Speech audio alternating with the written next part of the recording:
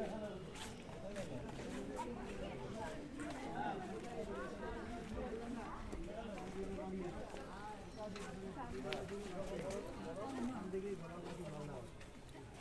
যারা মালিক আছেন কিছু গোলাপ চাষ করেছে সামনে দেখো দেখতে পাচ্ছেন মজুরা মন্দিরের সামনে এসে দেখা 50,000 টাকা এবার মূর্তি রেখে ফলো করবেন। হ্যাঁ আচ্ছা ঠিক আছে। আচ্ছা সামনে বাবা একটু সরলে হবে না, একটু সরা যাবে না? হ্যাঁ তুলেছি,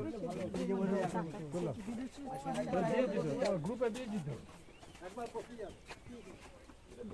আচ্ছা যারা জানেন না বলে দিয়ে শুনে নিন, আমাদের বিষ্ণু বিখ্যাত আর্টিস্ট স্টাইল পেইন্টার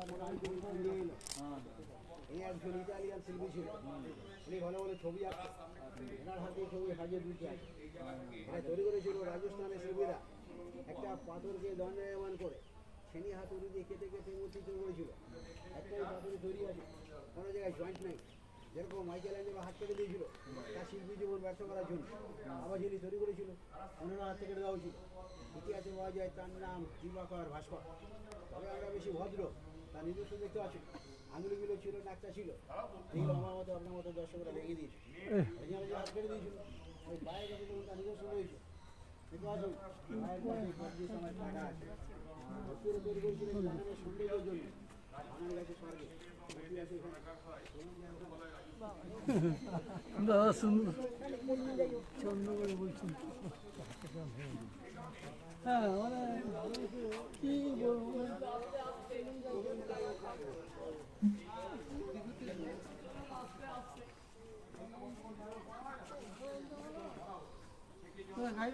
এটা কি বলবো, এটা এটা কুয়ো সম্পর্কে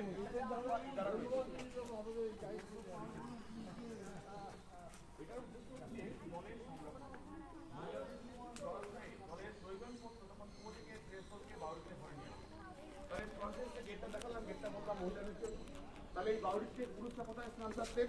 দেখুন ওদিকে একটা পাট বা অংশ রয়েছে, যে পাট বা অংশটা রয়েছে সেটা হচ্ছে পুরুষদের জন্য। তাহলে ওনারা কিভাবে জল নিয়ে স্নান করতেন? দেখুন নবাবী আমলের একটা কপকল সিস্টেম করে রাখা আছে, এই কপকলের সাহায্যে ওদিকে সরাসরি জল তুলে ওদিকে যে অংশ রয়েছে সেখানে পুরুষরা স্নান করতে পারতেন। আর্কিটেকচার, রাজস্থানী আর্কিটেকচার, এক্ষেত্রে বলা হয় রাজস্থানী বাউরি। বাউরির যে সমস্ত কাজগুলো আপনারা দেখতে পাচ্ছেন এগুলো সব পাথরের কাজ, এগুলো সব জয়ফুরি জাফরির কাজ, সব ছেনি হাতুড়ি দিয়ে পাথর কেটে কেটে এইসব জাফরির কাজ তৈরি করা হয়েছে।